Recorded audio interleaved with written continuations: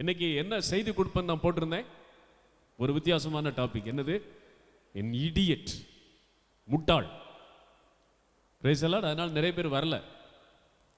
இன்னைக்கு செய்தியில் கர்த்தர் உங்களை ஆசீர்வதிப்பார் அப்படின்னு நான் போட்டிருந்தா என்ன செஞ்சிருப்பாங்க? வந்திருப்பாங்க.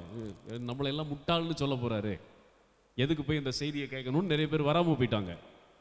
பரவாயில்ல, கர்த்தர் நம்மை தொடர்ந்து நடத்துவாராக.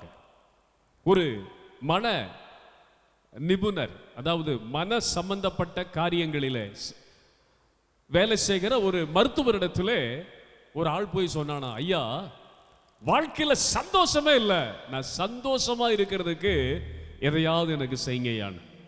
அப்ப அந்த டாக்டர் சொன்னாரா, உனக்கு சந்தோஷம் தானே வேணும். இன்னைக்கு சாயங்காலம் நம்ம பார்க்ல ஒரு சர்க்கஸ் நடக்குது. அந்த சர்க்கஸ்ல ஒரு கோமாளி இருக்கிறான், எல்லாரையும் சிரிக்க வச்சிருவான்.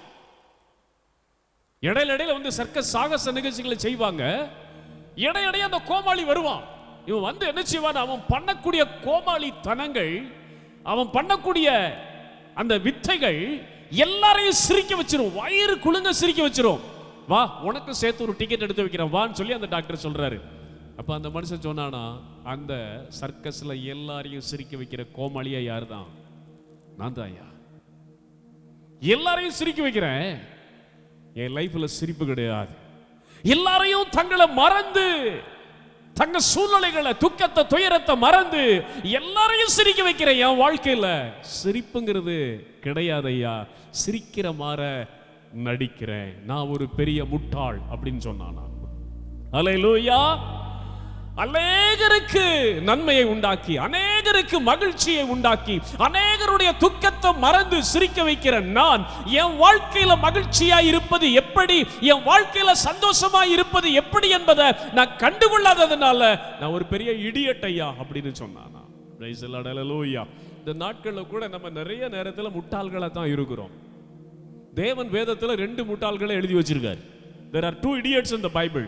Number 1 is the Old Testament and number 2 is in the New Testament. ஸ்தோத்திரம். அல்லேலூயா.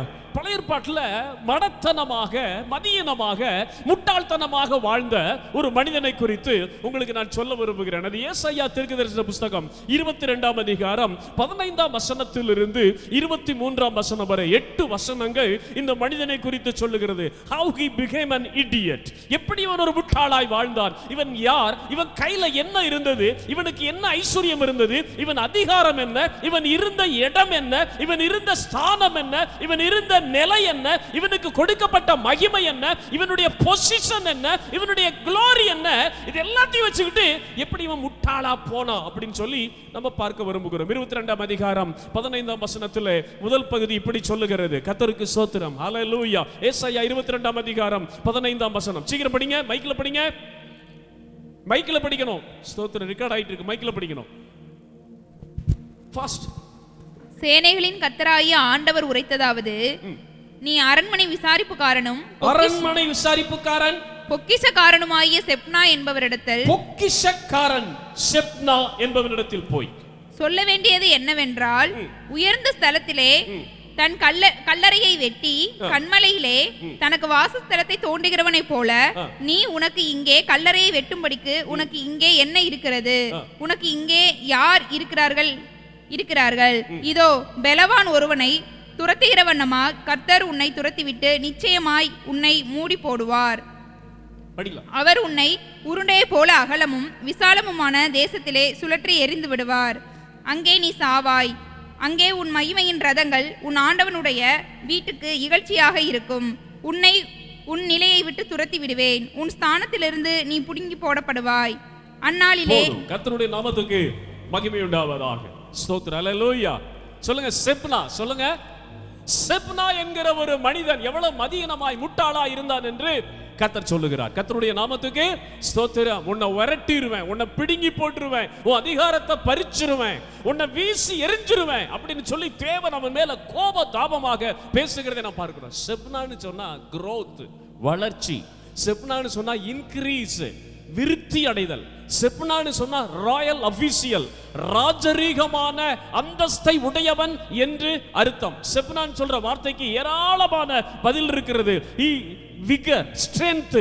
அவன் செப்னான்னு சொன்னா பலம் நிறைந்தவன் என்று அர்த்தம். இன்னும் செப்னாங்கிற பேருக்கு என்ன போட்டிருக்குன்னா, நிறைய அர்த்தம் என்ன போட்டிருக்குன்னா, இட்ஸ் ஹை அபிஷியல், உயர்ந்த நிலையில் இருக்கக்கூடிய அதிபதி என்றெல்லாம் வேதம் சொல்லுகிறது. நம்ம ரெண்டை மட்டும் எடுத்துக்கலாம். செப்னாங்கிற வார்த்தைக்கு பலுகி பெருகுதல், பலத்தோடு இருப்பதல், டெண்டர் யூத், அது வாலிப நாட்களின் இளம் பிராயத்திலே இருக்கிற ஜீவியம் என்றெல்லாம் நாம் பார்க்கிறோம். கர்த்தருடைய நாமத்துக்கு மகிமை உண்டாவதாக. இந்த செப்னாவை பார்த்து ஆண்டவர் சொல்றாரு, உன்னை விரட்டிடுவேன்டா, உன்னை சுழட்டி அடிச்சிருவேன், உன்னை தூக்கி வீசி எறிஞ்சிருவேன், உன்கிட்ட இருக்கிற அதிகாரத்தில் நான் பிடுங்கிடுவேன், உன்கிட்ட இருக்கிற ஸ்தானத்தை, உன் நிலையிலிருந்து உன்னை தள்ளி உன் ஸ்தானத்தை நான் எடுத்துருவேன் அப்படின்னு எல்லாம் கர்த்தர் அவனை பார்த்து சாடுகிறார். கர்த்தருக்கு ஸ்தோத்திரம். இவன் யாருன்னு சொல்லி பார்க்கலாம். 2 ராஜாக்கள் 18ஆம் அதிகாரம் 18ஆம் வசனத்தில் ராயல் அபிஷியல், சம்பிரதி என்கிற ஒரு வார்த்தை போடப்பட்டிருக்கிறது. 2 ராஜாக்கள் 18ஆம் அதிகாரம் 18ஆம் வசனத்தில் செப்னா இவன் என்ன பொசிஷன்ல இருந்தான்னு சொன்னா, சம்பிரதி, சீஃப் மினிஸ்டர். அவன் ராஜாவினுடைய எல்லா அமைச்சர்களுக்கும் தலைவனாயிருந்தான். சம்பிரதி என்று ஒரு வார்த்தையை நாம் பார்க்கிறோம். கர்த்தருடைய நாமத்துக்கு ஸ்தோத்திரம். ராஜாவை அழைப்பித்தார்கள். அப்பொழுது இல்கியாவின் குமாரனாகிய எலியாக்கிம் என்னும் அரண்மனை விசாரிப்பு காரணம் செப்னா என்னும் Samprati. செப்னா, Samprati means the head of the ministers. ராஜாவினுடைய ஆளுகையிலே இருந்து தேசத்தை நலம் விசாரிக்கிற அமைச்சர்களுக்கெல்லாம் சீஃப் அபிஷியல், அமைச்சர்களுக்கெல்லாம் ஒரு அமைச்சர். நம்ம தமிழ்நாட்டில் சீஃப் மினிஸ்டர் சொல்றோம் இல்லையா, முதலமைச்சர் சொல்றோம் இல்லையா, அது முதலமைச்சர் அப்படின்னு சொல்றதுக்கு தான் தமிழ்ல சம்பிரதி என்கிற வார்த்தை போடப்பட்டிருக்கிறது. அப்ப அவனுடைய பொசிஷனை நீங்க பார்க்கும்படி கேட்கிறேன். கர்த்தருக்கு ஸ்தோத்திரம். இனி கர்த்தருக்கு மகிமை. ஏசாயா 22ஆம் அதிகாரம் 21ஆம் வசனத்திலே இவனுக்கு ஒரு வஸ்திரத்தை கர்த்தர் கொடுத்திருந்தார் என்று சொல்லி பார்க்கிறோம். ஏசாயா 22:21 ஸ்தோத்திரம். என்ன போட்டிருக்கு? உன் வஸ்திரத்தை எடுத்து, என்ன போட்டிருக்கு? அவனுக்கு கர்த்தர் ஏசாயா 22:21ல உன் வஸ்திரத்தை எடுத்து அதை படிங்க. இப்ப மைக்க வச்சு வாசிக்கணும். ஸ்தோத்திரம். மைக்க கையிலே வச்சுக்கோ, மைக்க கையிலே வச்சு வாசி. ஸ்தோத்திரம். ஸ்பீடா படி, யூடியூப்ல போயிட்டு இருக்கு, படிங்க. உன் வஸ்திரத்தை அவனுக்கு தரித்து, உன் வஸ்திரத்தை அவனுக்கு தரித்து. அப்படி நிக்கலாம். என்ன அவனுக்கு என்ன இருந்துச்சு? வஸ்திரம். ஒரு அல்லேலூயா சொல்லுங்க. வஸ்திரம் உன்னை யார் என்பதை அடையாளப்படுத்துகிறது. Price the Lord. டாக்டருக்கு ஒரு வஸ்திரம் இருக்குது, மேஜிஸ்ட்ரேட் நீதிபதிக்கு ஒரு வஸ்திரம் இருக்குது, அட்வொகேட்டுக்கு ஒரு வஸ்திரம் இருக்குது, கவர்மெண்ட்ல வேலை செய்கிற எல்லா எம்ப்ளாயிஸுக்கும் ஒரு வஸ்திரம் இருக்குது, பாஸ்டருக்கு ஒரு வஸ்திரம் இருக்குது. Price the Lord. போலீஸுக்கு ஒரு வஸ்திரம் இருக்குது, டிராஃபிக் கண்ட்ரோலர் அவருக்கு ஒரு வஸ்திரம் இருக்குது. கர்த்தருடைய நாமத்துக்கு மகிமை உண்டாவதாக. வஸ்திரம் நீ யார் என்றும் உன் நிலை என்ன என்றும் காட்டிக் கொடுக்கிற அடையாளமாக இருக்கிறது.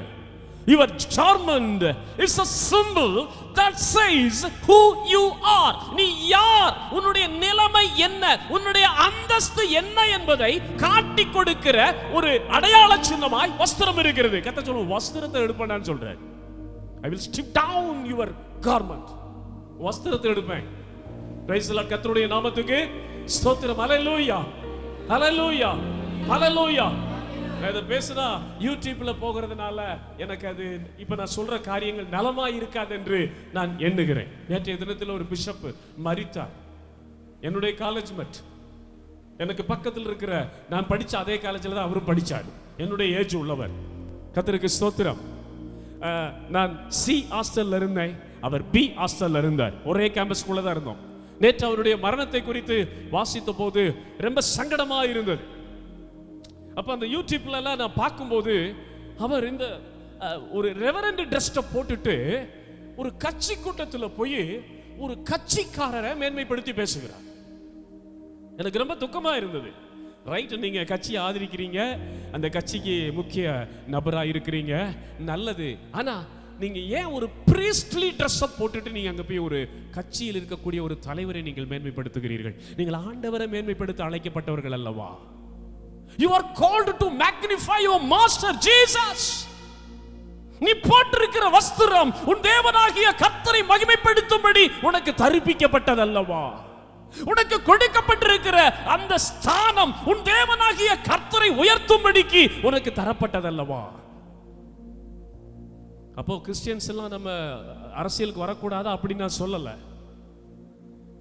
But the priestly office, the priestly dress, அந்த ஒரு ஆசாரியனுடைய வஸ்திரம் எதனுடையது? நீ பலிபீடத்தில் நிற்க வேண்டியவன், நீ ஆலயத்தில் ஜனத்துக்கும் தேவனுக்கும் நடுவாக நிற்க வேண்டிய ஒரு ஸ்தானாதிபதி.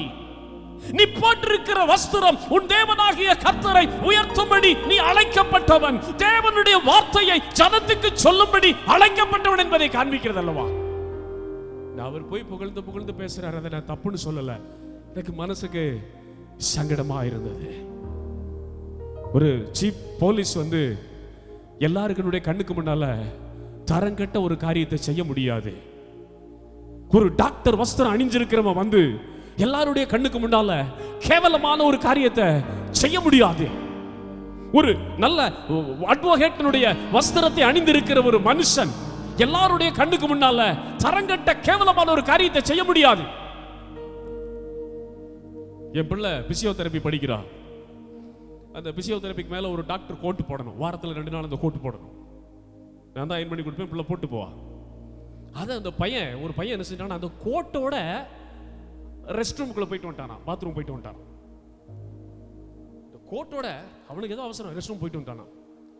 அந்த பிரின்சிபல் அங்க நிறுத்தி, டே நீ போட்டிருக்கிற கோட்டினுடைய மரியாதை உனக்கு தெரியுமா?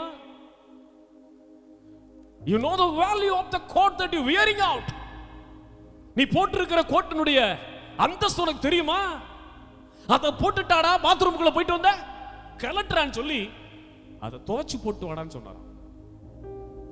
ஒரு மருத்துவருடைய வஸ்திரத்துக்கு அவ்வளவு மரியாதை கொடுக்கணும்னு சொல்றாரு. அப்போ இந்த செப்னாவுக்கு கர்த்தர் ஒரு ராஜரீக வஸ்திரத்தை கொடுத்திருந்தார், a royal dress. அவன் எல்லாரையும் போல வஸ்திரம் அணிகிறவன் அல்ல, கலர் கலரா உங்களை போல என்ன போல வஸ்திரத்தை அணிவித்து வருகிறவன் அல்ல. அவனுக்கு ஒரு வஸ்திரம் இருந்தது. That says his status, அவனுடைய ராஜரீக அந்தஸ்தை காண்பிக்கிற ஒரு வஸ்திரம். கர்த்தர் சொல்லுகிறார், அதை நான் பிடுங்கி எடுப்பேன் சொல்றார். ஸ்தோத்திரம். அடுத்து 3வது அவனுக்கு ஆண்டவர் தந்திருக்கிற மகிமையை நம்ம பார்க்கிறோம். அதே 22ஆம் அதிகாரம் 21ஆம் வசனத்துல கச்சை, உன் கச்சை, that means a rope, ஒரு மகிமையாய் கட்டப்பட்டிருக்கக்கூடிய ஒரு கயிறு. அதுவும் அவனுடைய அடையாளம், அவனுடைய அதிகாரத்தை இது காண்பிக்கும். எல்லாரை போல அவன் இருக்க முடியாது, எல்லாரை போல அவனிடத்தில் நம்ம நெருங்கி பழக முடியாது. அவன் சற்று உயரத்தில் இருக்கிறவன், சற்று உயர்ந்த மகிமையில் இருக்கிறவன், உயர்ந்த அதிகாரத்தில் இருக்கிறவன். அவனுக்கு நாம் பயப்பட வேண்டும், அவனை நாம் மதிக்க வேண்டும், அவனுக்கு நாம் மரியாதை கொடுக்க வேண்டும் என்பதை காண்பிக்கும்படி ஒரு கச்சை. அதை நான் பிடுங்குவேன் சொல்றாரு. அடுத்து நம்ம பார்க்கிறோம், கர்த்தருக்கு ஸ்தோத்திரம். 22ஆம் அதிகாரம் 21ஆம் வசனத்துல நம்ம பார்க்கும்போது ஸ்தோத்திரம் 22 21ல உன் அதிகாரம், the power, உன் அதிகாரம் என்னெல்லாம் தந்திருக்காரு பாருங்க ஆண்டவர். அவனுக்கு ராயல் ட்ரெஸ் இருக்குது, அவனை எல்லாரும் மதிக்கணும், அவன் எல்லார போல சாதாரணமான மனிதன் அல்ல என்பதை காண்பிக்கக்கூடிய ஒரு கச்சை இருக்கிறது. அதிகாரம். He is the chief official. அவன் சொன்னா நடக்கும். அவன் ஒரு சிக்னேச்சர் வச்சா அந்த சிக்னேச்சருக்கு ஆயிரக்கணக்கான வேல்யூ இருக்குது. அவங்கிட்ட போய் ஒரு கையெழுத்து நீங்க வாங்கிட்டீங்கன்னு சொன்னா அதை மாத்த யாராலையும் முடியாது. His own sign promotes his value. அவனுடைய சைன் இல்லாம அந்த டிபார்ட்மெண்ட்ல யாரும் எந்த வேலையும் செய்ய முடியாது. அவனுக்கு ஒரு அதிகாரம் இருக்குது. அந்த அதிகாரத்தை நான் எடுப்பேன் என்று கர்த்தர், அவனுடைய அதிகாரம் நிறைந்த ஒரு மனிதன் என்று சொல்லி நான் பார்க்கிறேன். எல்லாத்தோட இன்னும் நம்ம பார்க்கும்போது 18ஆம் வசனம் ஏசாயா 22:18ல glorious chariots, அவனுக்கு மகிமையான ரதங்களும் இருந்ததாக வேதம் சொல்லுகிறது. மகிமையான ரதங்கள். 22:18 படிமா, வேகமா படி. 22:18 என்ன போட்டிருக்கு? ஸ்தோத்திரம். ஹalleluya. 22:18 அவர் உன்னை உருண்டையை போல அகலமும் விசாலமுமான தேசத்திலே சுழற்றி எறிந்து விடுவார். அங்கே நீ சாவாய், அங்கே உன் மகிமையின் ரதங்கள். என்னது? உன் மகிமையின் ரதங்கள். 22:18 என்ன போட்டிருக்கு? உன் மகிமையின் ரதங்கள். என்ன போட்டிருக்கு? அங்கே உன் மகிமையின். அப்ப அவனுக்கு என்ன இருந்துச்சா? என்ன இருந்துச்சு? chariots, ரதம். இன்னைக்கு நம்ம கையில் இருக்கிற மாதிரி கியா கரன்சி போல காரு, இன்னைக்கு நம்ம கையில் இருக்கிற மாதிரி இன்னோவாவை போல காரு, இன்னைக்கு நம்ம கையில் இருக்கிறது போல ஓன் ஜெட் ஃளைட்ஸ், ஓன் ஹெலிகாப்டர்ஸ். அவனுக்கு ரதம் இல்ல, ரதங்கள். அவன் நடந்தெல்லாம் வர மாட்டான். அவனுக்கு முன்னால 2 ரதம் போகும் மரியாதைக்கு, 3வது இவன் ரதத்துல வருவான், பின்னால பாதுகாப்புக்கு 2 ரதம் போகும். நடந்து வர மாட்டான், கீழே இறங்க மாட்டான். அவனுக்கு ரதங்கள், அந்த ரதங்கள குதிரைகள் இழுத்து கொண்டு வரும். அவன் தனியான ரதத்துல வர மாட்டான். முன்னால 2 ரதங்கள் வரும், அதை அந்த ரதத்தை ஓட்டுகிறவர்கள் நடத்துவார்கள். குதிரைகள் ரதங்களை இழுத்து கொண்டு வரும். 3வது நடுவில் இவனுடைய ரதம் வரும், இவனுக்கு பின்னால 2 ரதம் வரும். அவ்வளவு glory, அவ்வளவு மகிமை. Such a honor and glory was given unto him. இன்னைக்கு நம்ம முதலமைச்சர் வரும்போது அவருக்கு கார் மட்டுமா தனியா வரும்? முதல்ல சைரன் அடிச்சிட்டே வரும். பின்னால் அமைச்சர் வாராரு, ஒதுங்கி இருங்க, வழி விடுங்கன்னு சொல்லிட்டு அந்த ரூட்டவே பிளாக் பண்ணிடுவாங்க. கர்த்தருக்கு ஸ்தோத்திரம். அப்புறம் கலெக்டர் கார் வரும், அப்புறம் போலீஸ் ஆபீசர் கார் வரும், அப்புறம் பாதுகாப்பு படை வீரர்களுடைய கார் வரும், அதுக்கப்புறம் இவரு கார் வரும், இவருக்கு பின்னால நிறைய கார் வரும். எந்த கார்ல அவர் வாராருனே தெரியாது. அதை போல மகிமை நிறைந்த, அதை போல அதிகாரம் நிறைந்த, அதை போல கௌரவம் நிறைந்த, அதை போல மேன்மை நிறைந்த ஒரு மனிதனாக இந்த செப்னா, அவனுக்கு ரதம் இருந்துச்சு, ரதங்கள் இருந்து. 15ஆம் வசனத்துல நம்ம படிக்கும்போது 22:15 சொல்லிருக்கு. என்ன சொல்லிருக்கு தெரியுமா? பொக்கிஷ சாலைக்காரன், சேனைகளின் கர்த்தராகிய ஆண்டவர் உரைக்கிறதாவது, நீ அரண்மனை விசாரிப்புக்காரன். அரண்மனைன்னு சொன்னா ராஜாவினுடைய அரண்மனையினுடைய ஸ்டிவார்ட். ராஜாவினுடைய அரண்மனைக்கு போனா ஃபர்ஸ்ட் இவரை தான் பார்க்கணும். இவர் தான் personal manager. Is the personal manager of the palace of the king. ஒரு ராஜாவினுடைய அரண்மனையினுடைய ரூலர் இவர்தான். இவருடைய அனுமதி இல்லாம ராஜாவை போய் பார்க்க முடியாது. இவருடைய அனுமதி இல்லாம ராஜாவிட்ட போக முடியாது. இவருடைய அப்பாயின்மென்ட் வாங்காம ராஜாவை போய் பார்க்கவே பேசவே முடியாது. because he is the man who is the complete in charge of the palace of the king. ஒரு ராஜாவினுடைய அரண்மனைக்கு விசாரிப்புக்காரர், பிஏ. ராஜா மாதிரி இவர்தான் ராஜா. போய் பார்க்கணும்னா இவர்கிட்ட தான் போகணும். சார், ராஜாட்ட ஒரு அப்பாயின்மெண்ட். எதுக்காக அப்பாயின்மெண்ட் கேட்குற? என்ன காரியம் பேச போற? என்ன கேட்க போற? உன் பிராதி என்ன? உன் கம்ப்ளைண்ட் என்ன? உன்னுடைய கோரிக்கை என்ன? எல்லாம் இவன்ட்டு சொல்லணும். இவன் எஸ்ன்னு சொன்னா தான் ராஜாவை பார்க்க முடியும். இவன் தான் டைம் ஃபிக்ஸ் பண்ணுவான். நாளை காலையில 10:20 25 நீ இந்த இடத்துக்கு வா, ராஜா இருப்பாரு, நீ இந்த டைமுக்கு பார்க்கணும்னு சொல்லி. he is the man who allots a time to the public to meet the king. ராஜாவை பார்க்கிறதுக்கு டைம் இவன் தான் கொடுக்கணும். ராஜாவிட்ட போய் பேசுறதுக்கு எல்லா கம்ப்ளைண்ட் இவன் தான் எழுதணும். இவன் பார்த்து எஸ் பார்க்கலாம்னா பார்க்கலாம், பார்க்க முடியாதா பார்க்க முடியாது. என்ன மேன்மை பாத்தீங்களா? அடுத்து பொக்கிஷக்காரன்னா இஸ் த ட்ரெஷரி ஆபீசர். ராஜாவினுடைய பொக்கிஷ சாலையில் இருக்கக்கூடிய எல்லாத்தையும் கையில் வச்சிருக்கிறவன். he has all richness, he has all the richness of the king. he is in charge of the treasury of the king.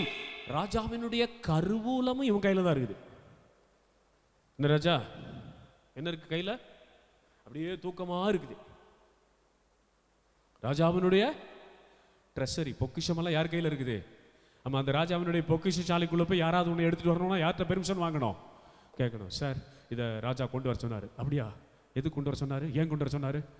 இவனுடைய அனுமதி இல்லாம யாரும் ராஜாவினுடைய அந்த ஸ்டோருக்குள்ள போக முடியாது. இதெல்லாம் இருக்குது. ஆண்டவருக்கு ஸ்தோத்திரம். 22ஆம் அதிகாரம் 19ஆம் வசனத்துல அவனுக்கு ஒரு ஸ்டேட்டஸ் இருந்ததாக நாம் பார்க்கிறோம். உன் நிலை, உன் ஸ்தானம். இந்த 2 வார்த்தையை படிங்க. உன் நிலை, your status and your place. உன் நிலை, your place and position. உன் ஸ்தானம் and your status. பாத்தீங்களா? ஒரு நிலை, ஒரு நல்ல உயர்ந்த நிலையில கர்த்தர் வச்சிருந்தாரு. உயர்ந்த ஸ்தானத்துல இருந்தான். இப்படிப்பட்ட முட்டாளா வாழ்வதற்கு வாய்ப்பு இருக்கா? பிரியா, இவ்வளவு மகிமையை பெற்றவன், இவ்வளவு கனத்தை பெற்றவன், இவ்வளவு உயரத்தில் இருந்தவன், ஒரு சீஃப் மினிஸ்டரா இருந்தவன், ரதங்களால ஜோடிக்கப்பட்டு வர்றவன், பொக்கிஷ சாலையினுடைய அதிபதி, ராஜாவினுடைய பர்சனல் அசிஸ்டன்ட், ராஜாவினுடைய அரண்மனையினுடைய ஸ்டிவார்டு, நல்ல நிலையில் இருந்தவன், இவன் ஒரு முட்டாள் நம்ம சொல்ல முடியுமா? Can we call this fellow as an idiot? Can you say somebody who is a royal official and if you straight away point out your finger and say you are an idiot? Can you say like that? And you can say here in Kerala or Tamil Nadu, but you can't say in your, what is the place? Oman. You can't say. ஒரு மகிமைக்குரியவன, ஒரு உயர்ந்த அந்தஸ்தில் இருக்கிறவன, ஒரு அதிகாரிய, ஒரு அமைச்சரை, ஒரு மேன்மை உள்ளவன நம்ம என்ன சொல்ல முடியாது? முட்டாள்னு சொன்னா அது தேசத்துறவுன்னு சொல்லி உடனே கொண்டு வருவாங்க. நான் அவனை முட்டாள்னு சொல்றேன், ஏன்னா அவன் இப்போ இல்லை, அதனால நான் சொல்றேன் அவனை முட்டாள்னு.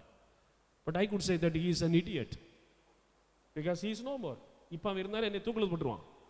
ராஜாவுக்கு அடுத்த நிலைமையில் இருக்கக்கூடிய ஒரு ராஜாதி ராஜாவினுடைய சேர்வைக்காரன முட்டாள்னு சொன்ன நீ ஒரு ராஜ துரோகி, தேச துரோகி, என்னை தூக்கி போட்டுருவாங்க. அவன் இல்லை, நல்ல வேலை அவன் இல்லை. But in his options I am telling that he is an idiot.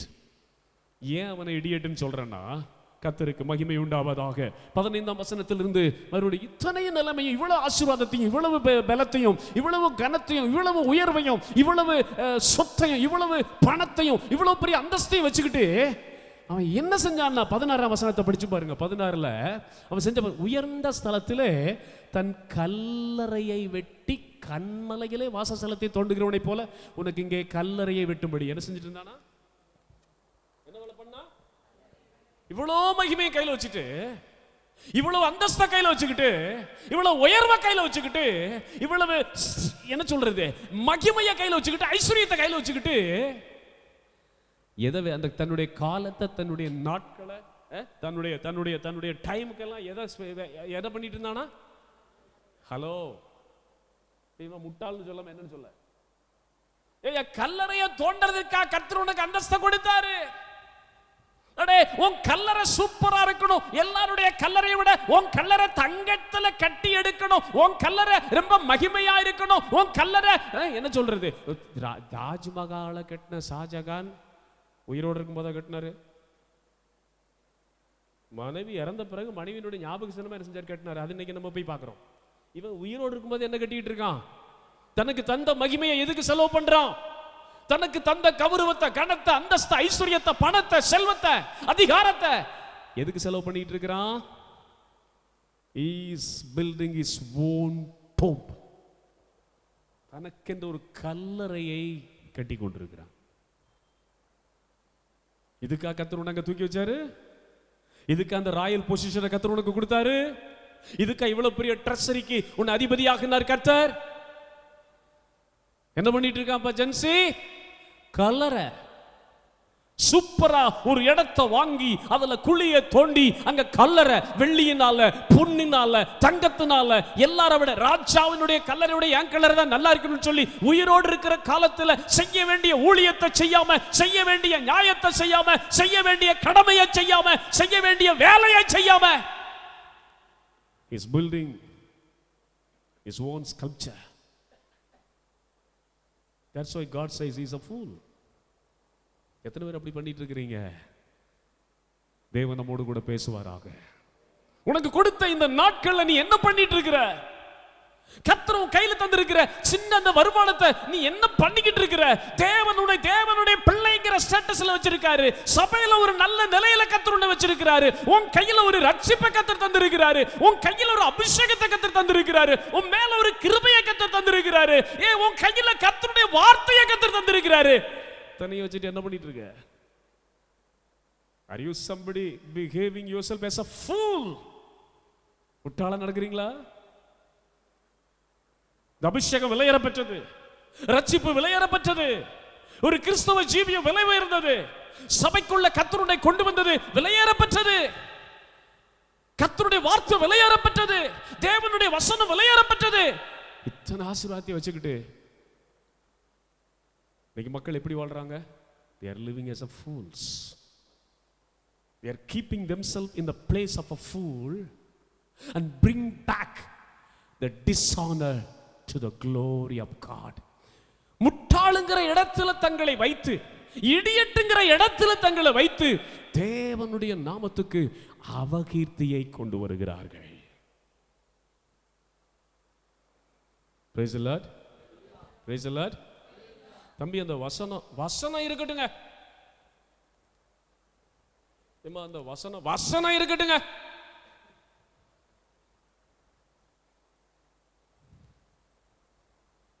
நான் 1ஆம் தேதி காலையில, புது நியூ இயர் அன்னைக்கு காலையில எல்லாரையும் வெளியே நின்று ஜெபம் பண்ணி பிளஸ் பண்ணிட்டு இருக்கும்போது ஒரு தங்கச்சி என்கிட்ட வந்தா. நான் அவளை பார்த்து சொன்னேன், உன் பிரஸ்ட்ல கேன்சருங்கிற வேர்டு போடுறத நான் பார்க்குறேன். நீ ஊக்கமா ஜெபம் பண்ணு, சத்ருவை மேற்கொள்ள விடாத.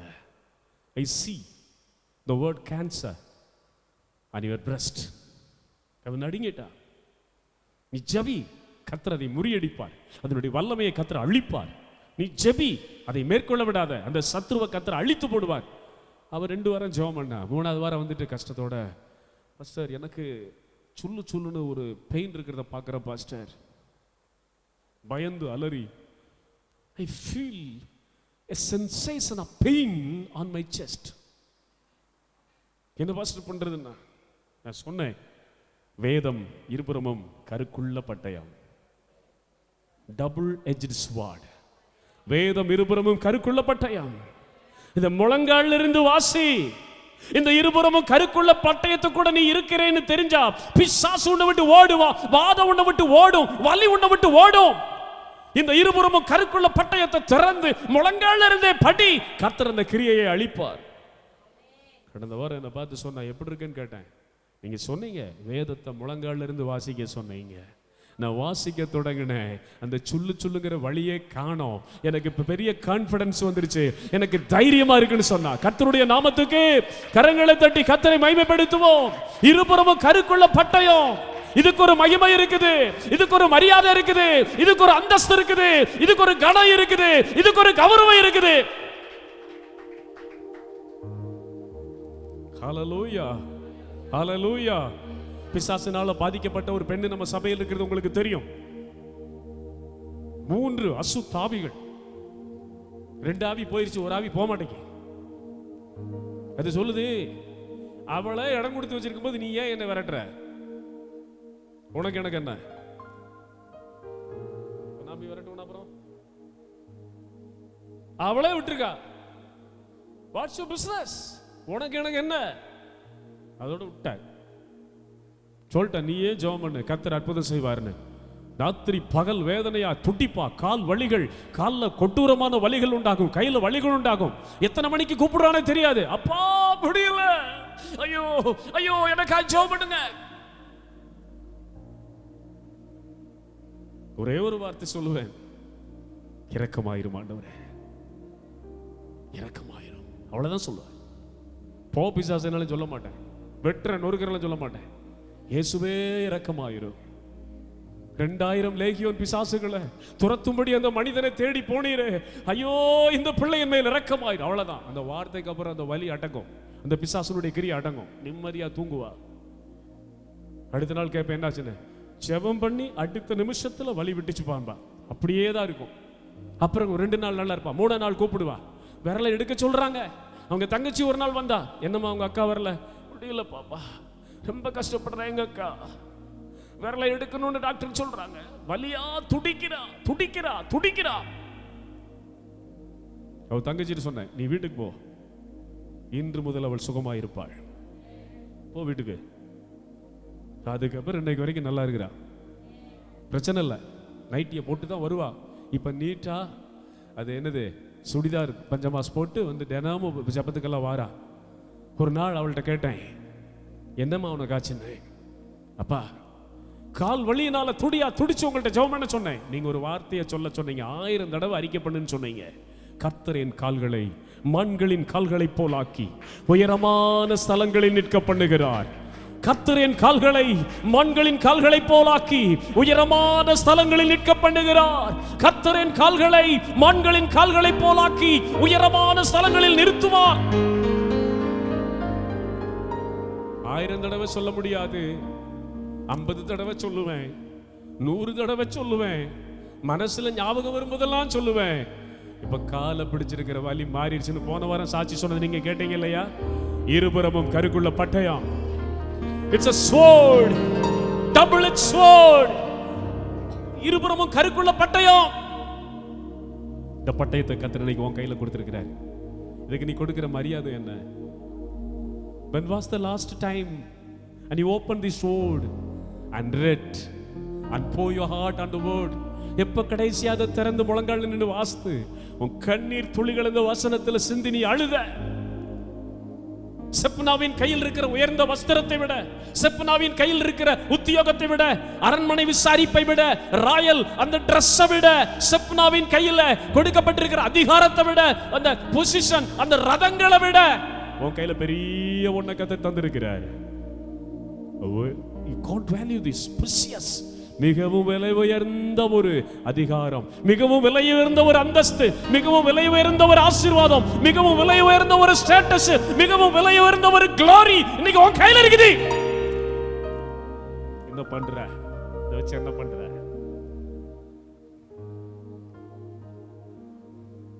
திறக்கவே மாட்டோம், திறக்கவே மாட்டோம். மொபைல் போன் 1000 தடவை, 1000 times every day we are opening this mobile. யார் என்ன ஸ்டேட்டஸ் போட்டிருக்கா, யார் என்ன அனுப்பியிருக்கா, என்னென்ன வந்திருக்குது, தினமும் 2000 தடவையாவது திறப்போம். ஆனா ஒரு தடவை வேதத்தை திறக்கிறது ரொம்ப கஷ்டமான ஒரு வாழ்க்கையில் இருக்கிறோம். செப்னாவை பார்க்கல நம்ம முட்டாள்கள். இவ்வளவு மகிமையான இருபுறமும் கருக்குள்ள பட்டயம், இவ்வளவு மகிமையான ஒரு ஆயுதம், இவ்வளவு மகிமையான ஒரு பொக்கிஷம், இவ்வளவு மகிமையான ஒரு ஆசீர்வாதத்தின் பண்டக சாலை, இவ்வளவு மகிமையான ஒரு அதிகாரத்தின் பண்ட சாலை, இவ்வளவு மகிமையான ஒரு மகிமையின் பண்ட சாலையை கையில வச்சுக்கிட்டு we are living as an idiots, we are living as a fools. Hallelujah, ஹல்லேலூயா. ஜனவரி 5ஆம் தேதி 21 நாளும் ஜெபத்திற்கு வந்தவர்கள் வாருங்கள். இந்த வருஷத்துல உங்களுக்கு நடக்கிறத நான் சொல்லுவேன் சொல்லி ஜனவரி 5ஆம் தேதி திங்கட்கிழமை நான் சொன்னேன். அநேகர் வந்தார்கள். அவர்களுக்கு கர்த்தர் வெளிப்படுத்தின வார்த்தைகளை சொல்லிட்டு நான் இந்த இடத்துல இருந்து இறங்கி வீட்டுக்கு போனேன். போற வழியில என் மகளை காலேஜில இருந்து எடுத்துக்கிட்டு அதே பைபாஸ்ல தான் போனேன். இந்த பைபாஸ் ரொம்ப மெதுவா தான் போறேன். வண்டியை திருப்புனேன். அப்படியே வண்டி பேலன்ஸ் இல்லாம 2 பேரும் கீழே விழுந்தோம். பெரிய பைக்கு உங்களுக்கு தெரியும், அவெஞ்சர் பைக்கில் ஒரு நாள் நானும் வேட் சொன்னோம். இதே டவுன் காலில் கீழே விழுந்தோம். பின்னால வந்த வண்டியெல்லாம் அப்படி நின்றுச்சு, முன்னால வந்த வண்டியெல்லாம் நின்றுச்சு. எங்க ஷர்ட்ல ஒரு அழுக்கு கூட ஒட்டல, கீழே தான் விழுந்தோம்.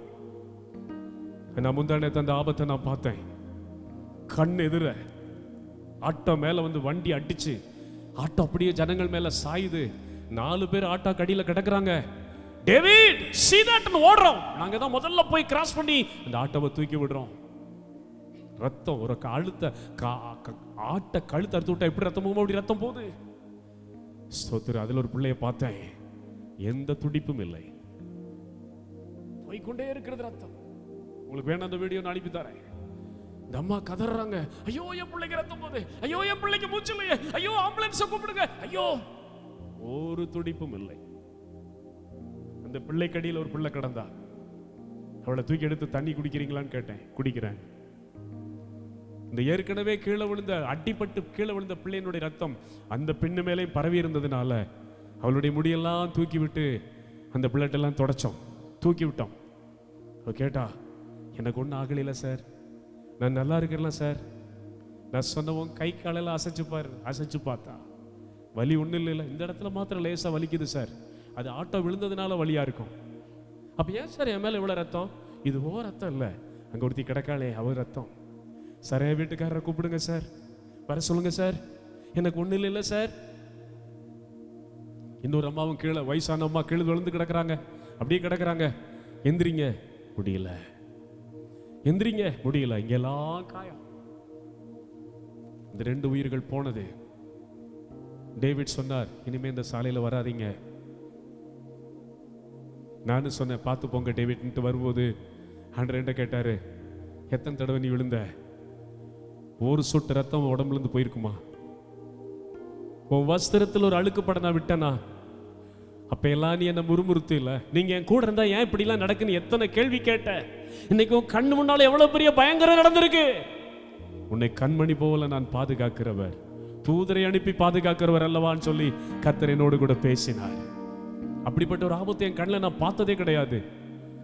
நான் உடனே தீர்மானம் பண்ணேன், this body is already gone. இந்த உயிர் போயிடுச்சு. சும்மா தான் போட்டு தட்டிட்டு இருக்காங்க, அவ்வளவு ரத்தம், முகமெல்லாம் செதஞ்சிருக்க முடியாது. தலையில கை வச்சு ஸ்தோத்திரப்பா ஸ்தோத்திரப்பான்னு கத்திட்டு வந்த வீட்டுக்கு. இன்னும் அந்த பாதிப்பு என் கண்களுக்கு முன்னால் இருக்கிறது.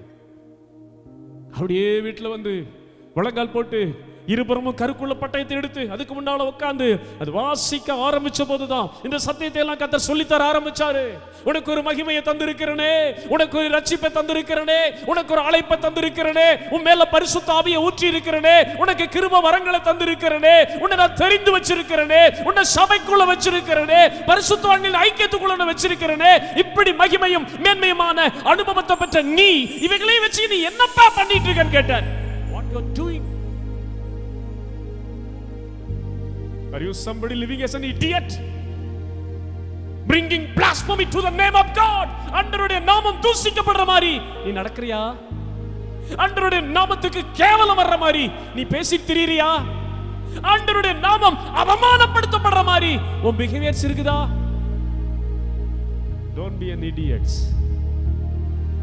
அபிஷேகம் பெற்ற நீங்க பாக்கியவான்கள், கிருபை பெற்ற நீங்கள் பாக்கியவான்கள், சபைக்குள்ளே வைக்கப்பட்டிருக்கிற நீங்கள் பாக்கியவான்கள், ரட்சிப்பை பெற்றிருக்கிற நீங்கள் பாக்கியவான்கள், தேவனுடைய வார்த்தையை கையில் ஏந்தி நிற்கிற நீங்கள் பாக்கியவான்கள், ஆண்டவரை ஆராதிக்கிற அந்த பிரிவிலேஜ் அந்த சாக்கியம் பெற்ற நீங்கள் பாக்கியவான்கள். 33 கோடி மக்கள் எத்தனையோ தெய்வங்களை ஆராதிக்கும் போது கண்ணில்லாதவைகளை காதில்லாதவைகளை செவிக்கும் போது ஜீவனுள்ள தேவனை கண்டுகொள்ளும்படி கண் திறக்கப்பட்ட நீங்கள் பாக்கியவான்கள். You are blessed. இவ்வளவு மகிமையை வச்சுக்கிட்டு செப்னா கல்லறைய தோண்டிக்கிட்டு இருந்த மாதிரி உன் கிருபையை நீ வேஸ்ட் பண்ணிட்டு இருக்கியா? ஆகாதவைகளுக்காக, அநித்தியமான உலக காரியங்களுக்காக, அநித்தியமான உலக உறவுகளுக்காக, அழிந்து போகிற உலக மாயைகளுக்காக உன் அபிஷேகத்தை நீ வேஸ்ட் பண்றியா? கிருபையை நீ வேஸ்ட் பண்ணிட்டு இருக்கியா?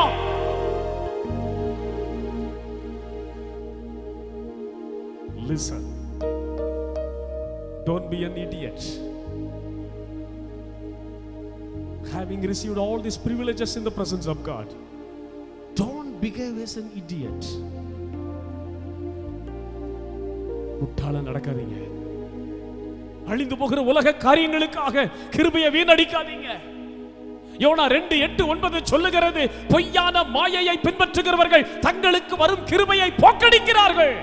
The people, those who run away for the vanity of this world, is kicking out the grace that comes out of them. அவங்களுக்காக வருகிற கர்த்தருடைய கிருபையை போக்கடிக்கிறாங்க. இந்த கிருபையை என்ன பண்ற? கர்த்தர் மேல ஒரு அபிஷேகத்தை என்ன பண்ற? ஜனத்தினுடைய குக்குரல் எவ்வளவு பயங்கரம் தெரியுமா? அண்ணா எனக்கு ஒண்ணு இல்ல தானே, நான் பழச்சுக்குவல்ல, நான் ஒண்ணு இல்ல தானே அழுகிற ஒரு பொம்பளை, எனக்கு ஒண்ணு இல்ல தானே, அப்ப ஏன் இவ்வளவு ரத்தம் என் மேல? அந்த கட்டப்பை எடுங்க. இந்த கட்டப்பை எடுத்தேன், அதுல பர்ஸ் இருக்கான்னு பாருங்க. இருக்குப்பா உன் பர்ஸ். அதுல தண்ணி இருக்கா? இருக்கு. கொஞ்சம் தண்ணி கொடுக்குறீங்களா? அவ சாலோட ரத்தம். இந்த சாலம் படிங்க, அந்த கட்டப்பைக்குள்ள வைங்கண்ணா. உள்ள வைக்கிறேன். உள்ள தேங்காய் எல்லாம் இருக்கு, தூக்கி வீசிருங்கண்ணா. அது வேண்டாம், அந்த பையை தூக்கி வீசிருங்க. அப்பதான் எனக்கு புரிஞ்சிச்சு, ஏதோ கோயிலுக்கு போறா போல இருக்கு. அப்ப எதுக்கு தூக்கி வீசி எறிய சொன்னா? எவ்வளவு பெரிய ஆபத்துக்கு, என்னை விலக்கி காக்காத ஒரு தெய்வத்துக்கு நான் ஏன் போய் ஆராதனை செய்யணும்னு நினைச்சால என்னன்னு எனக்கு தெரியல. தூக்கி வீச சொன்னா. டேவிட் அதை தூக்கி வீச போனாரு. நான் சொன்னேன், ரோட்ல போட்டிருக்க, நம்ம அதை வீச வேண்டாம். அவர் கையில ரத்தம், அவருடைய வஸ்திரத்துல தான், என் கையில ரத்தம். உடனே அந்த நாங்க டீ சாப்பிட்ற அந்த கடையில் போய் அப்படியே கையை கழுவிட்டு ஸ்தோத்திரம் பண்ணி இடத்துல ஜெபம் பண்ணிட்டு அப்படியே போனோம். இப்படியெல்லாம் பயங்கரங்கள் நடக்கும்போது உன்னை கண்மணி போல கர்த்தர் பாதுகாக்கிறாரு. உன்னால அவருக்கு என்னையா பிரயோஜனம்? கண் வைக்கும் நேரத்துல அடுத்த நிமிஷம் உன் கையில இல்ல தங்கச்சி, அடுத்த நிமிஷம் உன் கையில இல்லடா தம்பி. The next moment is not in your hand. அடுத்த நொடி உன் கையில இல்ல, அடுத்த மணி நேரம் உன் கையில இல்ல. கண்ணை மூடி திறக்கிறதுக்குள்ள என்ன நடக்குன்னு தெரியாது. இப்படிப்பட்ட உலகத்துல எல்லா ஆபத்துகளுக்கும் நீங்களாக்கி விலக்கி பாதுகாத்து தினமும் நீ நினைச்சதெல்லாம் சாப்பிடுறதுக்கு உனக்கு வழியை திறந்து, சம்பாதிப்பதற்கான வாசலை உனக்கு திறந்து தந்து, சம்பாதிப்பதற்கான பலத்தை உனக்கு தந்து, வாதை அணுகாதபடி உன்னை பாதுகாத்து, நோய்களும் பயங்கரங்களும் உன்னை தொடாதபடி உன்னை பாதுகாத்து, உன்னை இப்படியெல்லாம் மகிமையா செல்ல பிள்ளையா வச்சுட்டு வருகிற கர்த்தருக்கு என்ன உன்னால பிரயோஜனம்? What kind of profit that your master received because of your existence? நீ இருக்கிறதுனால ஆண்டவருக்கு என்ன பிரயோஜனம்? உன் மேல ஊற்றப்பட்ட கிருபைக்கு உன்னால என்ன பிரயோஜனம்? உன்னை இவ்வளவு தூரம் ஆண்டவர் பாதுகாத்து பராமரித்து தூக்கி கொண்டு வருகிறாரே, என்னையா உன்னால அவருக்கு பிரயோஜனம்? என்ன நன்மை, என்ன லாபம் அவருக்கு? Sibna is an idiot.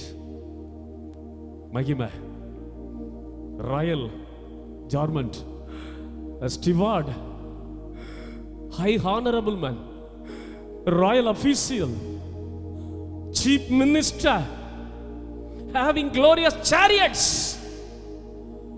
power, authority. But this fellow, அவன் கையில வச்சிருக்கிற அதிகாரத்தை வைத்துக்கொண்டு, அவன் கையில வச்சிருக்கிற அந்தஸ்து, ஸ்டேட்டஸ், இதெல்லாம் வச்சு கர்த்தரவனை எதுக்கு தெரிந்து கொண்டாரோ, யாருக்கு உதவியா இருக்கும்படி அழைத்தாரோ, யாருக்கு சேவை செய்யும்படி அழைத்தாரோ, தேசத்துக்கு என்ன செய்யணும்னு அவனை வச்சாரோ அதை செய்யாம இந்த இடியட்டு போய் கல்லறைய கட்டிக்கிட்டு இருக்கான். கல்லறைய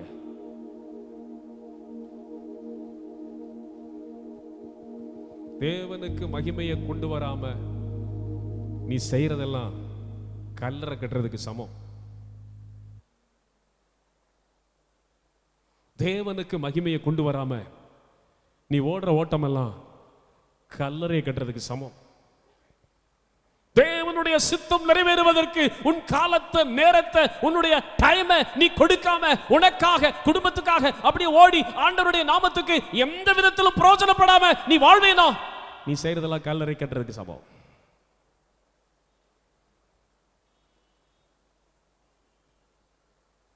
ஆண்டவர் சொல்லுகிறார், உயர்ந்த ஸ்தலத்திலே உனக்கு கல்லறையை வெட்டி கண்மலையிலே தனக்கு வாசஸ்தலத்தை தோண்டுகிறவனை போல நீ உனக்கு இங்கே கல்லறையை வெட்டும்படி உனக்கு இங்கே என்னடா இருக்கு? உனக்கு இங்கே யாரா இருக்காங்க? இந்த ரெண்டு கேள்வி ரொம்ப முக்கியம். உனக்கு இங்கே என்ன இருக்கு? What do you have something in the world? உனக்கு இந்த உலகத்தில் என்ன இருக்கு? What do you have? Do you have a big palace? Do you have a big job? A chariot? A valuable car, a chariot? You have bank balance? You have wonderful relations? You have a good wife, good husband, good children? You have a good friend? You have a satisfied amount of money? And you have praise? And you have fame? உனக்கு என்ன இருக்குது? ஏது இருந்தாலும் போகும்போது எல்லாத்தையும் விட்டுட்டு தான் போகணும். பெரிய வீடு இருக்கலாம், பெரிய ஸ்டேட்டஸ் இருக்கலாம், உறவு இருக்கலாம், 1000 பிள்ளைகள் இருக்கலாம், 1000 நண்பர்கள் இருக்கலாம், உயர்ந்த உத்தியோகம் இருக்கலாம், கை நிறைய பணம் இருக்கலாம், தங்கம் இருக்கலாம், வெள்ளி இருக்கலாம், பெரிய வீடு இருக்கலாம், நிலம் இருக்கலாம், கார் இருக்கலாம், பங்களா இருக்கலாம், உலகத்துக்குரிய எல்லாமே உன் கையில இருக்கலாம். ஆனா கண்ணை மூடுகிற சாவு வரும்போது நீ ஒண்ணு கொண்டு போக முடியாது. உனக்கு என்னடா இருக்கு? உனக்கு என்ன இருக்கு? ஆண்டவர் கேட்கிறாரு, என்ன உனக்கு இருக்கு? நான் கொடுத்த ஜீவனை நான் திரும்ப எடுக்கும்போது எதுவுமே உன் கூட வராது. உன் ஆசையில ஊதின சுவாசத்தை நான் ஸ்டாப் பண்ணும்போது எதுவுமே கூட வராது. உனக்கு என்ன இருக்குது? ரெண்டாவது, உனக்கு இங்கே யார் இருக்கிறார்கள்? நீ செத்தன்னைக்கு அழுதுட்டு இருக்கிற மனைவி என்ன என் புருஷனோட சேர்ந்து புதைச்சிருக்கன்னு சொல்லி வருவாளா? நீ தூக்கி வளர்த்த உன் பிள்ளைகள் எங்க அப்பாவை விட்டுட்டு இருக்க முடியாது, எங்க அப்பாவுடைய டெட் பாடி மேலேயே என்னைய தூக்கி போடி புதைங்கன்னு சொல்லி வருவாங்களா? உனக்கு யார் இருக்கிறார்கள்? தேவன் இல்லாத மனிதன் ஒரு அனாதை. A man without God is an orphan. A woman without God is an orphan. An young boy and an young lady without God is an orphan. தேவன் இல்லாத ஒரு வாலிபன் ஒரு அனாதை. தேவன் இல்லாத மனிதன் ஒரு அனாதை. தேவன் இல்லாத மனுஷி ஒரு அனாதை. தேவ சமூகம் இல்லாத குடும்பம் ஒரு அனாதை குடும்பம். தேவ சமூகம் இல்லாத சபை அனாதையான சபை. Don't live like an orphan without the presence of God. தேவன் இல்லாத ஒரு தேவ சமூகம் இல்லாத ஒரு அனாதையை போல முட்டாத்தனமா வாழாத. உனக்கு இங்க என்ன இருக்கு? கர்த்தர் கேட்கிறார், உனக்கு என்ன இருக்கு? நீ பிடித்துக் கொள்ளும்படி உனக்கு என்ன இருக்கு? மரணத்தை தாண்டி உன் கூடயே வரும்படி, உன்னை சொந்தம் கொண்டாடும்படி உனக்கு என்ன இருக்குது? உனக்கு யார் இருக்காங்க? மனைவி. After death she will not come for you. உனக்கு யார் இருக்காங்க? புருஷன். ஆஃப்டர் டெத், மரணத்துக்கு பிறகு he will not come after you. உனக்கு யார் இருக்காங்க? எனக்கு அருமையான பிள்ளைகள் இருக்காங்க. ஆஃப்டர் டெத், மரணத்துக்கு பிறகு they will not come after you.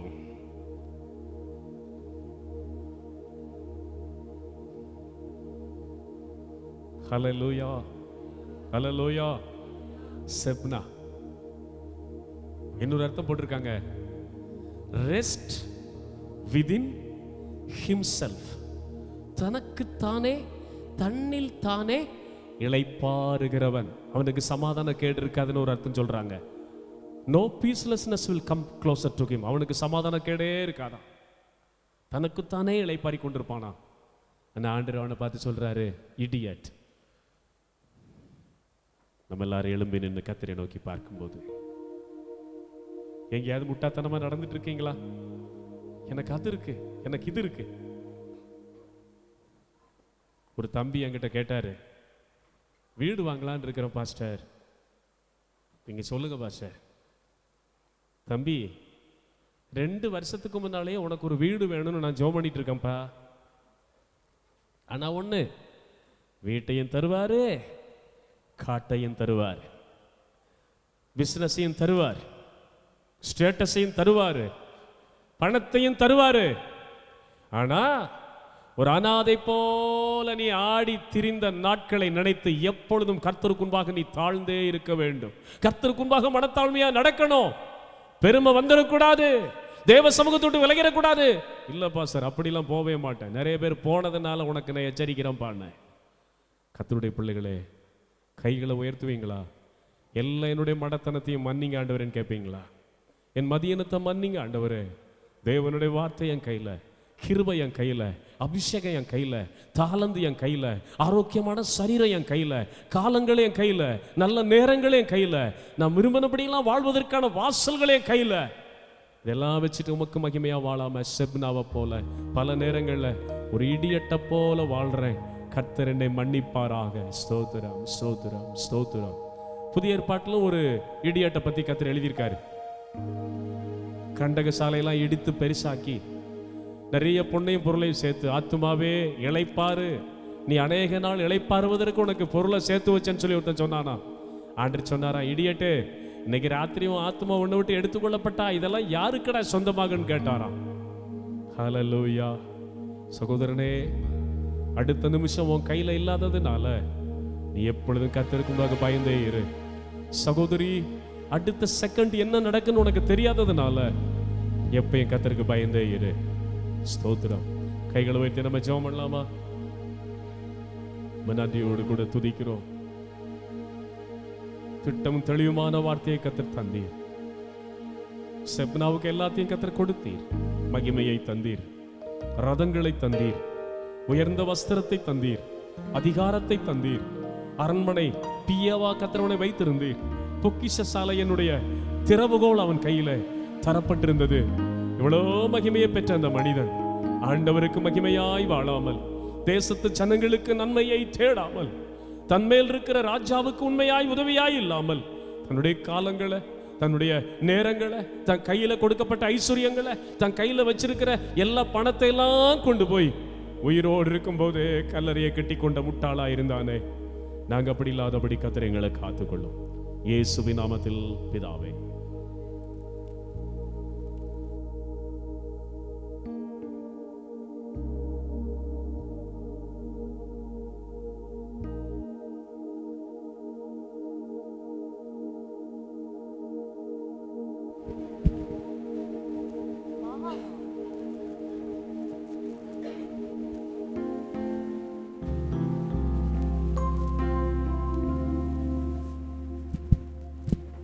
உகந்த காணிக்கையாய் ஒப்பு கொடுத்தேனையா, உகந்த காணிக்கையாய் ஒப்பு கொடுத்தேனையா, சுகந்த வாசனையாய் நுகர்ந்து மகிழுமையா, என்னை சுகந்த வாசனையாய் நுகர்ந்து மகிழுமையா. தகப்பனே உம்பீடத்தில் தகன பலியானேன். தகப்பனே உம்பீடத்தில் தகன பலியானேன். அக்கினி இறக்கிவிடும், முற்றிலும் எரித்துவிடும். அக்கினி இறக்கிவிடும், முற்றிலும் எரித்துவிடும். உகந்த காணிக்கையாய் ஒப்பு கொடுத்தேனையா. உகந்த காணிக்கையாய் ஒப்பு கொடுத்தேனையா. சுகந்த வாசனையாய் நுகர்ந்து மகிழுமையா. சுகந்த வாசனையாய் நுகர்ந்து மகிழுமையா. வேண்டாத பலவீனங்கள் ஆண்டவா முன்வைக்கிறேன். வேண்டாத பலவீனங்கள் ஆண்டவா முன்வைக்கிறேன். மீண்டும் தலை தூக்காமல் மாண்டு மடியட்டுமே. மீண்டும் தலை தூக்காமல் மாண்டு மடியட்டுமே. உகந்த காணிக்கையாய் ஒப்பு கொடுத்தேனையா. உகந்த காணிக்கையாய் ஒப்பு கொடுத்தேனையா.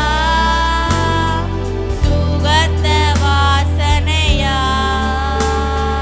நுகர்ந்து மகிழுமையா. சுகந்த வாசனையாய் நுகர்ந்து மகிழுமையா. கண்கள் தூய்மையாக்கும் கர்த்தா உம்மை பார்க்கணும்.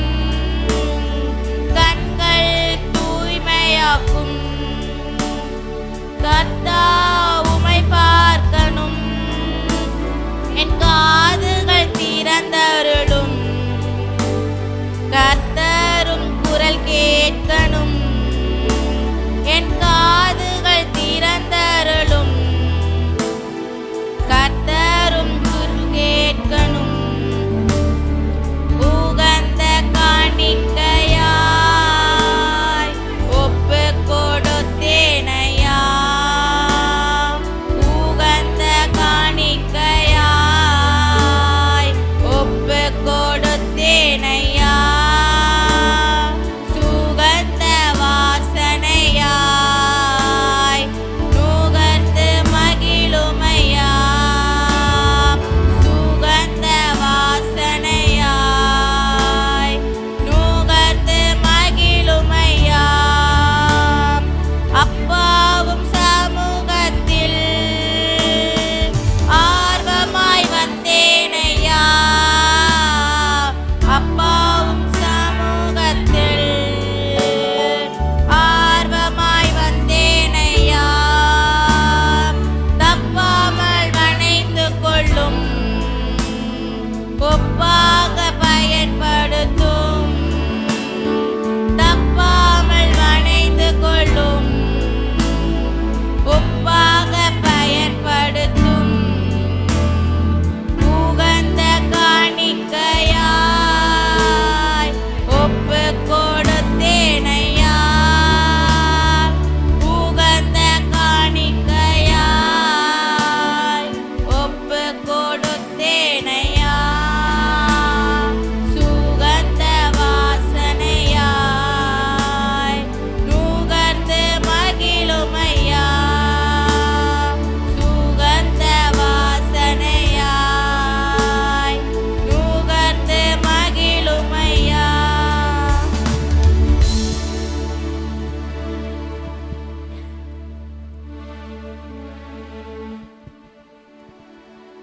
ஜெபிப்போம். நாளிலும் நல்ல ஜீவனோட வசனங்களை கேட்டோம். மேலான காரியத்துக்கு அழைத்து அரண்மனையில் வைக்கப்பட்ட மனிதன் அவன் செய்ய வேண்டிய காரியங்களை அவன் செய்யாதபடிக்கு விட்டு தனக்கு உயர்ந்த மேட்டிலே கல்லறையை கட்டியதற்கு ஏற்பாடு செய்தான் என்று நாங்கள் பார்த்தோம். எந்த மனிதனும் தன்னைத்தான் பெரியவனாக எண்ணவும் கூடாது. தன்னை கர்த்தருடைய வார்த்தைக்கு கீழடங்கி நடக்க வேண்டும். அதை தேவன் விரும்புகிறார். நேற்றும் கூட காலையிலே செய்தியை நான் பார்க்கும்போது சிஎஸ்ஐ திருமண்டலத்தில் உள்ள ஒரு ஐயர்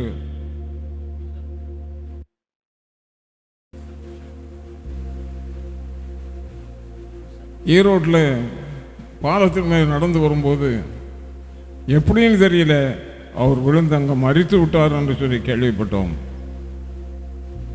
மரித்து விட்டார். ஆயத்தமாக இருக்க வேண்டும். அன்றையும் கிறிஸ்துவை மரித்தோரிலிருந்து எழுப்பினவருடைய ஆவி உங்களில் வாசமாக இருந்தால் சாவுக்கு எதுவான உங்களுடைய சரீரங்களையும் அவர் உயிர்ப்பிப்பார் என்று வசனம் சொல்லுகிறது. நம்ம எந்த நேரத்திற்கும் ஆண்டவருடைய அழைப்பிற்கு தகுதி உள்ளவர்களாக இருக்க வேணும். காலத்திற்கும் ஒன்றாக எந்த கேடுகளையும் அறிவித்துக் கொள்ளக்கூடாது. அனுதினமும் இருக்க வேணும். ஜெபித்து நடத்துவோம். பிள்ளைகள் உண்டு, பெற்றோர்கள் அவர்களுக்காக ரொம்ப கவனமாய் ஜெபியுங்கள். ஊழியங்கள் இருக்கு, அதற்காக கொண்டு ஜெபியுங்கள். வாலிப மக்களுக்காக ஜெபியுங்கள். அநேக விதமான உபத்திரவங்கள் இருக்கும் உலகத்தில் நம்ம கடந்து செல்லுகிறோம். ஒவ்வொரு நிமிஷமும் நமக்கு பாதுகாப்பு தேவை. கர்த்தர் காவாராக்கில் காவலாளர்கள் விழித்திருப்பது விருதா. நம்ம காக்க வேணும். கர்த்தருடைய கரங்களில் ஒப்பு கொடுக்கிறோம். எங்கள் மகா பரிசுத்தமும் கனமும் நிறைந்த ஆண்டவரே, உடைய நாமத்தை நாங்கள் நன்றியோடு ஸ்தோத்திரிக்கிறோம். அப்பா, இந்த நல்ல நாளுக்காக மக்கு ஸ்தோத்திரம். ஆராதனைக்கு வந்த வேளையிலிருந்து இதுவரையிலும் நீர் எங்களோடு உடனே எங்களை நடத்தி வந்ததற்காக மக்கு ஸ்தோத்திரம். இம்மட்டும் நடத்தினீரே, மக்கு ஸ்தோத்திரம் ஆண்டவரே. தொடர்ந்து எங்களை நீங்கள் வழி நடத்த முடியாத நாங்கள் கேட்ட வசனங்களுக்கு ஒப்பு கொடுக்கிறோம். ஆண்டு கொள்ளுங்க கர்த்தாவே. உடைய சமூகத்தில் நாங்கள் மிகவும் தாழ்மையாக அடியேன் என்னை தாழ்த்தி உடைய சமூகத்தில் ஒப்பு கொடுத்து ஜெபிக்கிறேனப்பா. பாருங்க, நாங்கள் எல்லாரும் கர்த்தாவே மக்கள், மருமக, பிள்ளை குட்டிகள், பேர குழந்தைகள் உடையவர்கள் ஆண்டவரே. உடைய வசனத்தை எண்ணி ஜீவிக்க உதவி செய்தோம். தயவு செய்து அப்பா, எந்த ஒரு குடும்பத்தின் மேலும் மரண கண்ணிகள் வீசாதபடிக்கு தேவன் கட்டி காக்கும்படியாக ஜெபிக்கிறோம். அவர் செய்கிற வேலை ஜோலிகளில் கூட இருக்கும்படியாக நாங்கள் வேண்டிக் கொள்கிறோம். கர்த்தருடைய வார்த்தையை அசட்டை பண்ணாதபடிக்கு ஏற்றுக்கொண்டு இந்த வசனத்தின்படி ஜீவிக்க உடைய பிள்ளைகள் ஒவ்வொருவருக்கும் தேவன் கிருபை செய்யுங்க. ஏழை குடும்பங்களை காருங்க. ஆராதனைக்கு வராமல் தடைபெற்றிருக்க மக்களோடு கூட நீங்கள் பேசுங்க. எம்மட்டும் நடத்தினீர் உமக்கு நன்றி சொல்லுகிறோம். இப்போதும் ஜெபித்து உடைய திருக்கரங்களை தருகிறோம்.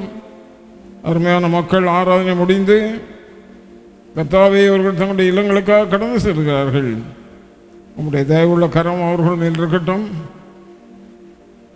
இடையூறுகள் இல்லாதபடிக்கு, மோசநாசங்கள் இல்லாதபடிக்கு, வழிகளில் புலங்கானவனுடைய கண்ணிகள் இல்லாதபடிக்கு, ஃபோர் வீலர், டூ வீலர் இவைகளுடைய எல்லா விதமான காரியங்களுக்கும் விலக்கி காத்து ஜனங்களை சுகமாய் வீடு கொண்டு போய் சேர்க்க முடியாது வேண்டிக் கொள்கிறோம். அதிகமாக சிறு பிள்ளைகள் உங்களுடைய சமூகத்தில் தருவோம். எல்லாம் உம்முடையது. பாதுகாத்துங்க. இதுவரை நடத்தினீங்க, உங்களுக்கு ஸ்தோத்திரம். காத்து கொண்டீங்க, ஸ்தோத்திரம். ஆராதனை நடத்தி இருந்தீங்க, உமக்கு ஸ்தோத்திரம். சங்கீதங்களையும் வேதபாகங்களையும் தந்தீங்க, உமக்கு ஸ்தோத்திரம். கர்த்தருடைய சமூகத்தில் எங்களுக்கு தரப்பட்ட காணிக்கைகளை செலுத்த உதவி செய்தேன். தசமபாகங்கள் காணிக்கைகளுக்காக உமக்கு ஸ்தோத்திரம். தேவ கிருபை எங்களை ஆண்டு கொண்டதற்காக ஸ்தோத்திரம்.